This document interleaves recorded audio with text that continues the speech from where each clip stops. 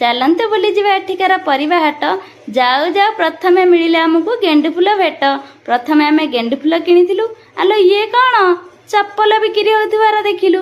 କହିଲେ ଆପଣଙ୍କ ଆଡ଼େ ପରିବା ହାଟରେ ଚପଲ ବିକ୍ରି ହେଉଛି କି? ସ୍ୱାମୀଙ୍କ ହାତରେ ଏତେ ସାରା ପରିବା ଦେଖି ପଚାରିବାରୁ ସେ କହିଲେ ରାତି ହେଇଯିବାରୁ ଆଜି ଶସ୍ତାରେ ମିଳୁଛି। ବାଟରେ ଗାଡ଼ି କହିଲା ମୋତେ ଖାଇବା ଦିଅ, ନହେଲେ ଆଜି ଏଇଠି ରୁହ।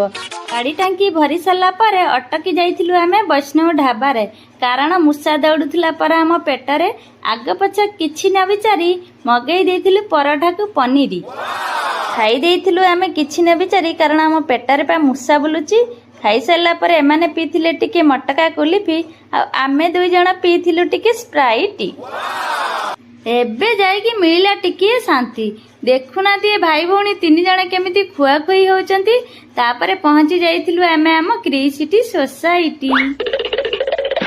ସେମାନଙ୍କୁ ତାଙ୍କ ଘରେ ଛାଡ଼ିଦେଲୁ। ତାପରେ ଗାଡ଼ିରେ ଏମିତି ଅବସ୍ଥା ହେଇଥିବାର ଦେଖିଲୁ।